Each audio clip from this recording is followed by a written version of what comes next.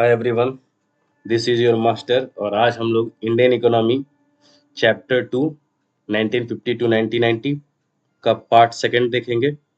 हमने agricultural development तक देख लिया था, तो 1950 टू 1990 जो कि हमारा सेकंड चैप्टर है, इसका पार्ट 2। तो हमें शुरू करना है इंडस्ट्रियल डेवलपमेंट से कि हमारे कंट्री में 1950 टू 1990 के बीच में इंडस्ट्रियल डेवलपमेंट कैसा रहा। तो हमने पिछले लेक्चर में देखा था कि हमने 5 ईयर प्लानिंग की थी, ठीक है, कि 5 ईयर प्लान में हम कुछ गोल्स और ऑब्जेक्टिव्स बनाएंगे और उसे कंप्लीट करेंगे, ठीक है। तो 5 ईयर प्लान ने स्ट्रेस दिया काफी इंडस्ट्रियल डेवलपमेंट में। और इंडस्ट्रियलाइजेशन क्या होता है, प्रमोट करता है मॉडर्नाइजेशन को। आप खुद भी सोच के देखिए कि कोई भी इंडस्ट्रीज क्या चाहता है, मॉडर्नाइजेशन। क्यों? बिकॉज मॉडर्नाइजेशन से ही आपका क्या होता है, आप नए नए टेक्निक्स को, मॉडर्न टेक्निक्स को या एडवांस टेक्निक को क्या करते हैं, आप अडॉप्ट करते जाते हैं, ठीक है। यही हमने पढ़ा था, एडॉप्शन ऑफ न्यू टेक्नोलॉजी, ठीक है। और अगर आप न्यू टेक्निक्स को अडॉप्ट नहीं करेंगे तो आपका डेवलपमेंट नहीं हो सकता है। थर्ड है, इंडिपेंडेंस के बाद अगर हम देखें तो इंडस्ट्रीज जो थे हमारे, अगर इंडस्ट्रियल डेवलपमेंट की बात करें तो वो काफी लिमिटेड एरिया में ही हो पाया। जैसे हमने आयरन, स्टील, फर्म्स, इन्हीं चीजों पे ज्यादा ध्यान दिया, हमने काफी चीजों को डाइवर्स नहीं किया, ठीक है। अब दूसरी बात देखा जाए कि 1950 से लेकर 1990 के बीच में पब्लिक सेक्टर का क्या रोल रहा, ठीक है। यानी पब्लिक सेक्टर यानी गवर्नमेंट सेक्टर भी आप बोल सकते हैं। तो इंडस्ट्रियल सेक्टर में गवर्नमेंट सेक्टर का क्या रोल रहा वो हम देखेंगे। फर्स्ट है shortage of capital with private sector. Private sector यानी जो प्राइवेट इंडिविजुअल्स थे हमारी कंट्री में, क्योंकि देखिए जरूरी तो नहीं कि सारे लोगों के पास, जो प्राइवेट इंडिविजुअल है उनके पास काफी पैसा हो, क्योंकि इंडस्ट्री सेटअप करने में काफी पैसा लगता है। तो बहुत कम ही लोग थे जिनके पास अच्छा कैपिटल हुआ करता था, लाइक टाटाज एंड बिरलास, ठीक है। दूसरा रीजन क्या था कि lack of incentive for the private sector. तो प्राइवेट सेक्टर का डिमांड, यानी या फिर बोल सकते हैं आप इंडस्ट्रियल गुड्स का डिमांड काफी कम था। क्योंकि आप याद कीजिए ऐसा क्यों हो रहा है, क्योंकि ब्रिटिशर्स भी आए थे, तो वो प्राइवेट ऑर्गेनाइजेशन ही था। वो आया यहाँ पे ट्रेडिंग के ही पर्पज से, और उसके बाद उसने क्या किया, हमारे ऊपर राज कर लिया। तो लोगों में ये था कि प्राइवेट ऑर्गेनाइजेशन कहीं फिर से राइज कर जाएंगे और फिर वो हमें क्या कर लेंगे, गुलाम बना लेंगे, तो काफी प्रॉब्लम हो जाएगा। तो इसीलिए इंडस्ट्रियल गुड्स को लेकर काफी ज्यादा डिमांड नहीं था। और हमने स्वदेशी और वगैरह ये सब काफी रिवोल्ट्स चले थे, स्वदेशी मूवमेंट और ये सब, तो लोगों का था कि हमें स्वदेशी चीजों का ही यूज करना है, इंडस्ट्रियल गुड्स का यूज कम करना है। Third is objective of social welfare.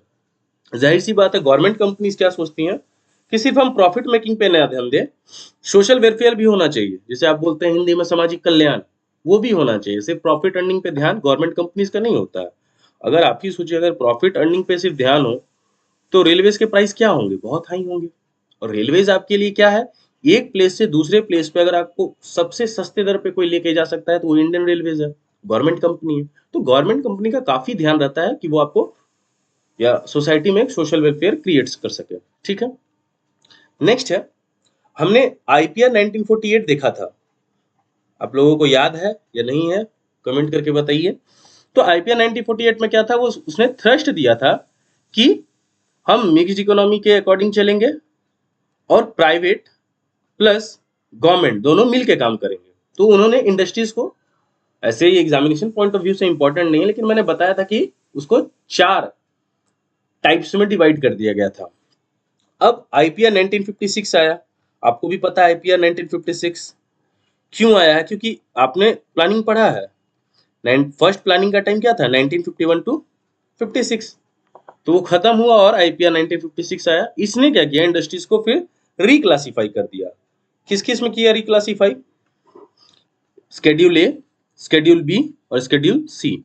ए में इंडस्ट्रीज कैसे होंगे, arms and ammunition, atomic energy, railways, तो ये सब गवर्नमेंट कंट्रोल में रहेंगे, सेंट्रल गवर्नमेंट के कंट्रोल में रहेंगे। सेकंड में क्या होगा, स्केड्यूल बी में स्टेट ओन रहेगा, लेकिन प्राइवेट वाले क्या कर सकते हैं, उसमें हेल्प प्रोवाइड कर सकते हैं। इसमें 12 टाइप की इंडस्ट्रीज को रखा गया, लाइक एल्यूमिनियम, फर्टिलाइजर्स, इस टाइप की इंडस्ट्रीज को स्केड्यूल बी में रखा गया। और स्केड्यूल सी में क्या होगा कि प्राइवेट वाले, जो भी प्राइवेट सेक्टर के लोग हैं, वो इस इंडस्ट्रीज को ओपन कर सकते हैं, बट आपको क्या लेना होगा, अपने स्टेट से लाइसेंस लेना होगा। ठीक है, क्या लेना होगा, लाइसेंस लेना होगा। इसीलिए इस टाइम को लाइसेंस राज सिस्टम भी कहा जाता है, वो हम पढ़ेंगे अभी। तो इंडस्ट्रियल लाइसेंसिंग क्या है, एक रिटन परमिशन है फ्रॉम गवर्नमेंट कि आप क्या कर सकते हैं, इस इंडस्ट्रीज को चला सकते हैं। ठीक है, अच्छा, आप लाइसेंस आपको इशू कब कब होंगे, अब इसका एक परफेक्ट एग्जांपल मैं आपको देता हूँ। तीन तरीका है, जैसे मान लीजिए फर्स्ट पॉइंट को अगर हम देखें तो मैं बोल रहा हूं कि मुझे मिल्क का प्रोडक्शन करना है। ठीक है, मिल्क का मैं प्रोडक्शन करूंगा, उसको पैकेजिंग करूंगा और उसे मैं सेल करूंगा, तब भी मुझे लाइसेंस लेना है।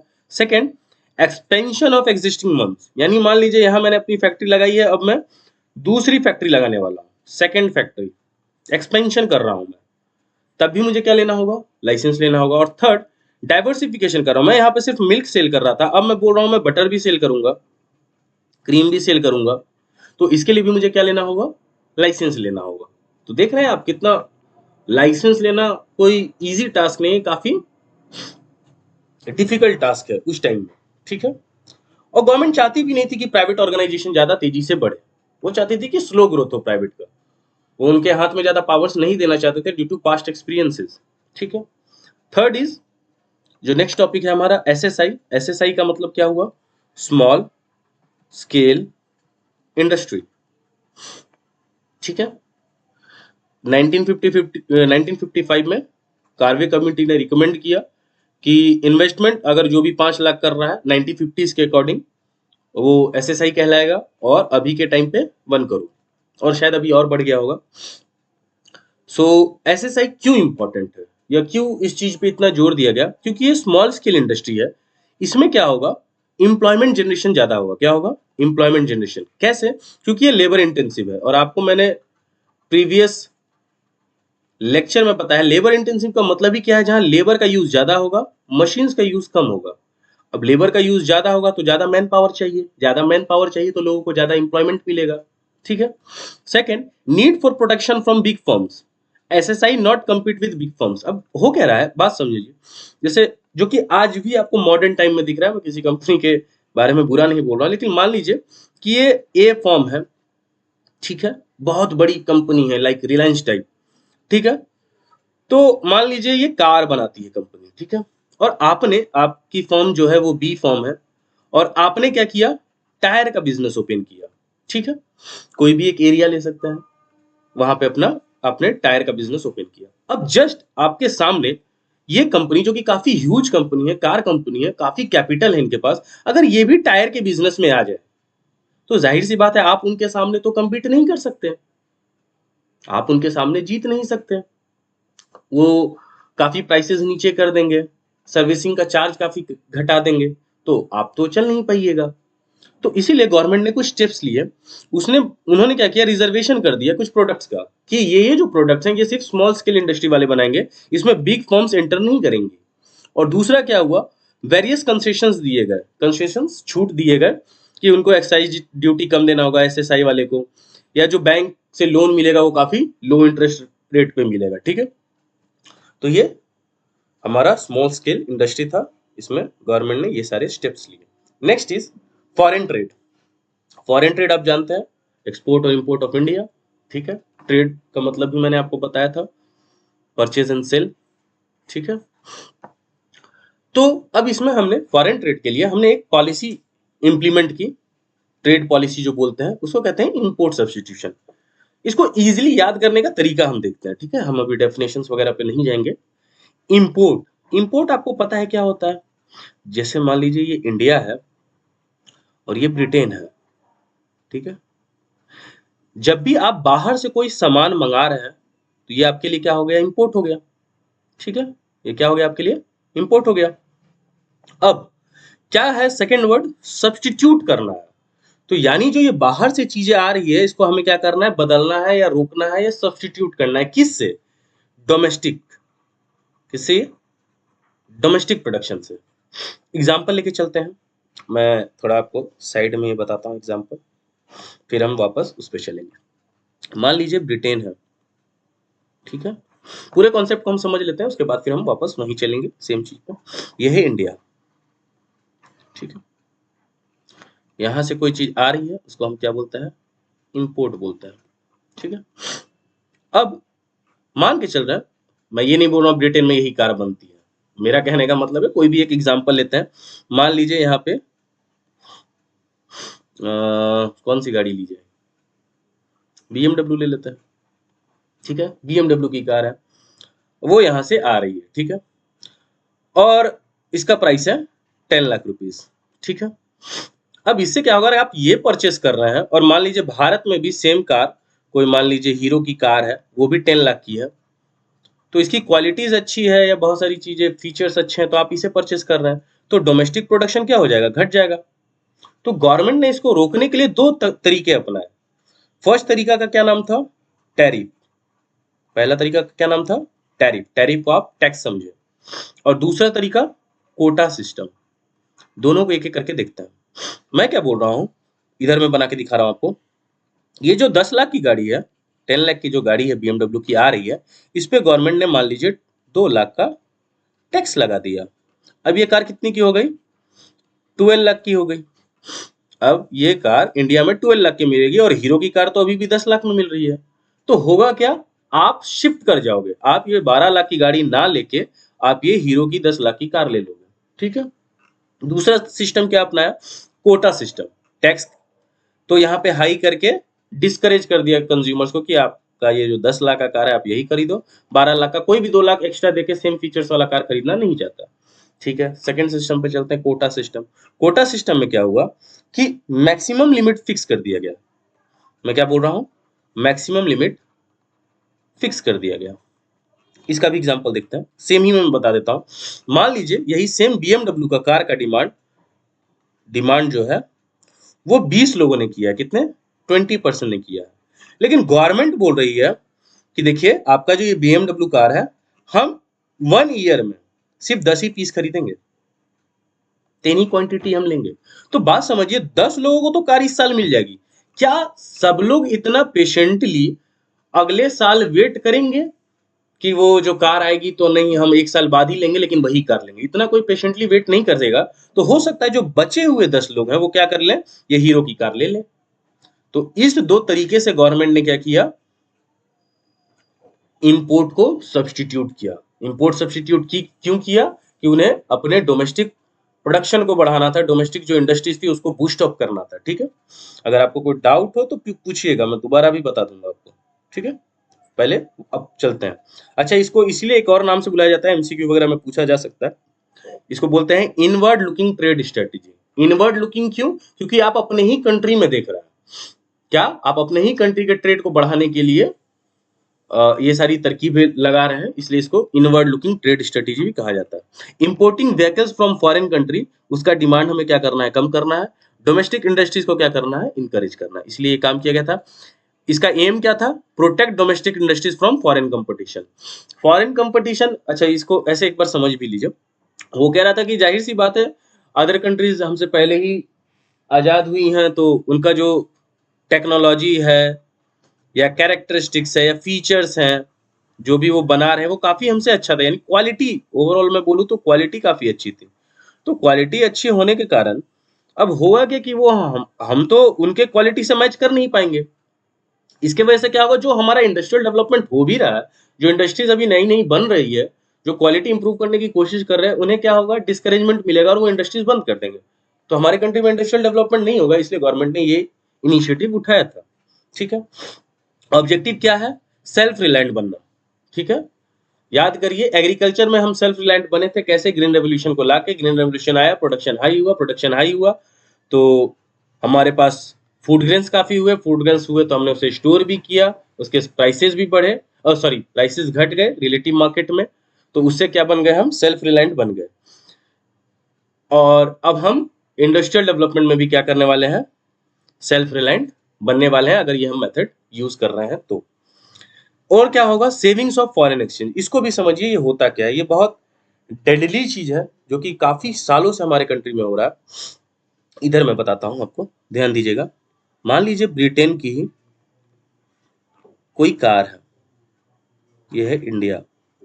तो जब भी आप फॉरेन में ट्रेड करते हैं ना, ठीक है, तो आपको डॉलर्स में क्या करना होता है, पे करना होता है, ठीक है। आपके पास डॉलर्स नहीं भी है तो आपके बदले कोई और यानी आरबीआई वगैरह पे करता है।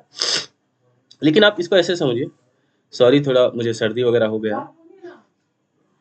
तो अब ब्रिटेन में क्या हो रहा है, ब्रिटेन की कोई कार है, ठीक है, ब्रिटेन की क्या है, कोई कार है, मान लीजिए उसका प्राइस है $1000। कितना है, $1000। ठीक है, वो कार आपने खरीद लिया, लेकिन हमारे कंट्री से क्या हो रहा है, डॉलर तो जा रहा है, यानी फॉरेन करेंसी जा रही है।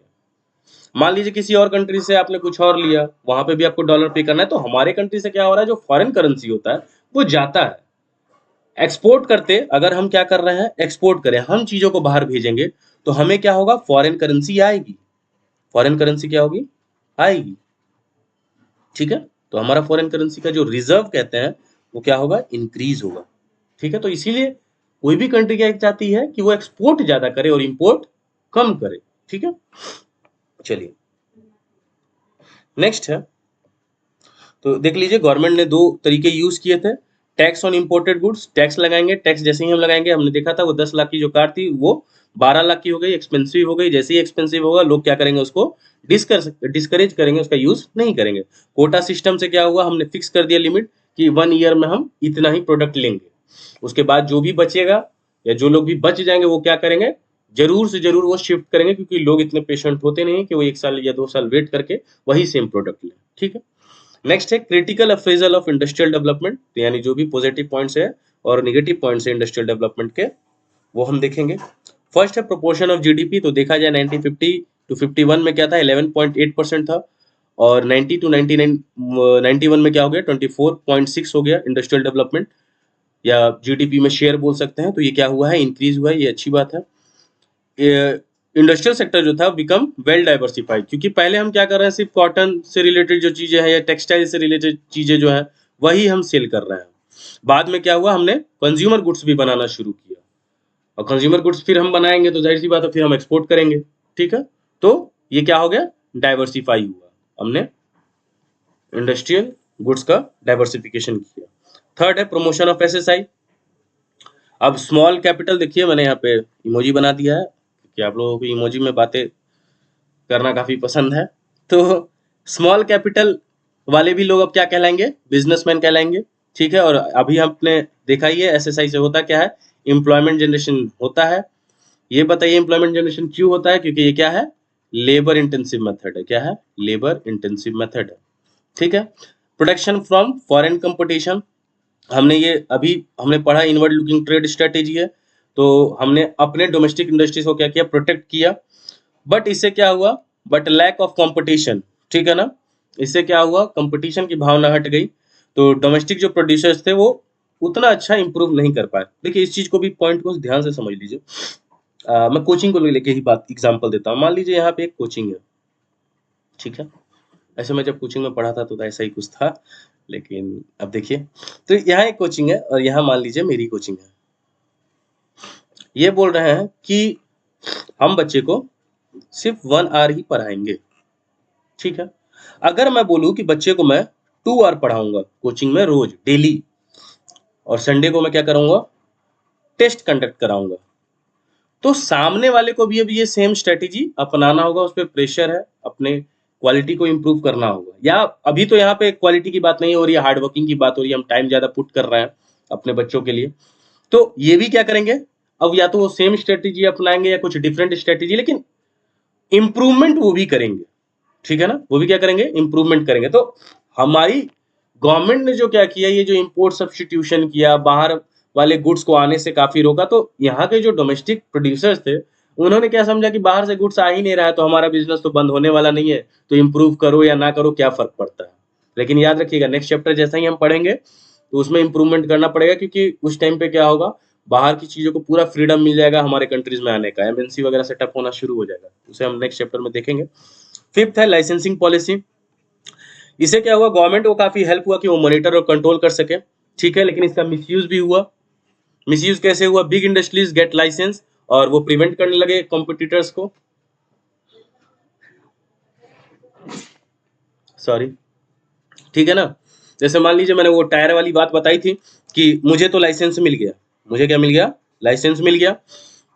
अब मैं क्या करूंगा, जो न्यू कमर है उसको मैं आने ही नहीं दूंगा, उसका बिजनेस बार बार खराब करूंगा, मैं प्राइसेस अपने लो कर दूंगा। बात समझिए, जब आप मार्केट में नए नए आते हैं और मुझे काफी टाइम हो गया, 10 साल हो गया, 5 साल हो गया, अब मैं प्राइस कम करके 2 महीने 4 महीने अपने बिजनेस को संभाल सकता हूँ। लेकिन आप नए नए आए हैं, आपको इनकम ही नहीं होगा, तो आप अपना रेंट कैसे पे कीजिएगा, इलेक्ट्रिसिटी कैसे पे कीजिएगा, ये सब में काफी डिफिकल्टी हो जाती है। तो ऐसा वो लोग करते थे, और लाइसेंस मिलने में भी काफी टाइम लग जाता था उस टाइम पे, ठीक है।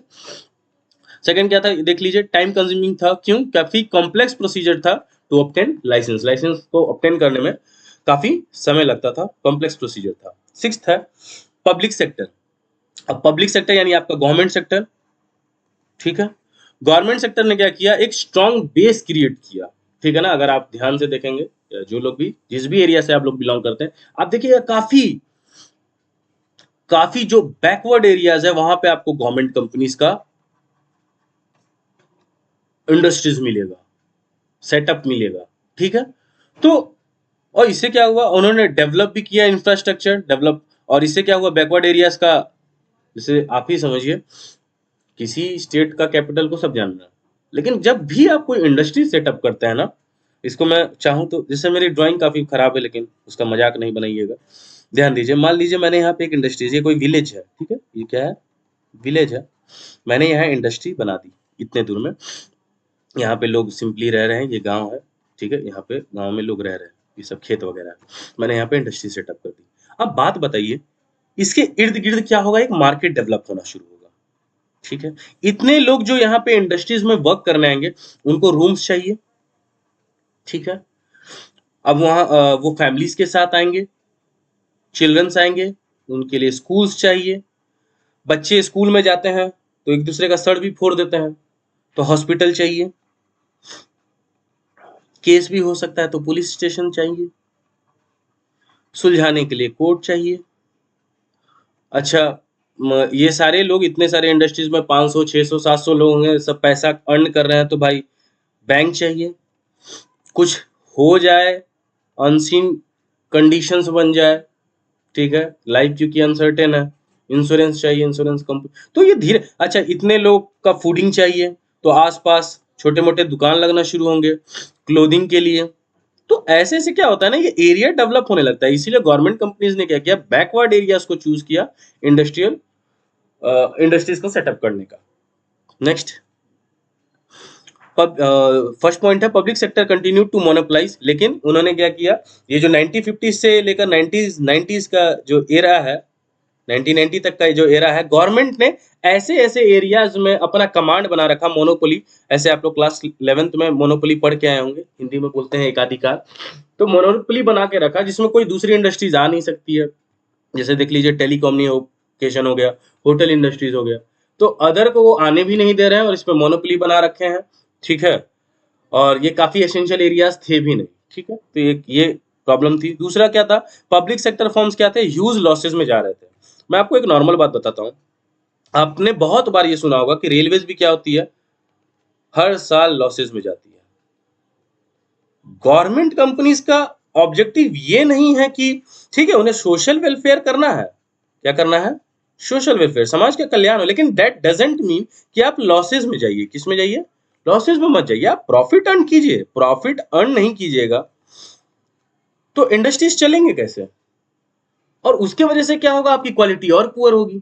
सो एक ठीक ठाक प्रॉफिट आपको अर्न करना ही चाहिए, ठीक है ना, लॉसेस में नहीं जाना चाहिए। अच्छा, ये 1 नंबर के लिए है आपका, ये छूट गया था मुझसे। आर्किटेक्ट ऑफ इंडियन प्लानिंग किसको कहते हैं, प्रशांता चंद्रा महानबोसिस को, इन्होंने ही स्टैब्लिश किया था आईएसआई को, इंडियन स्टैटिस्टिकल इंस्टीट्यूट।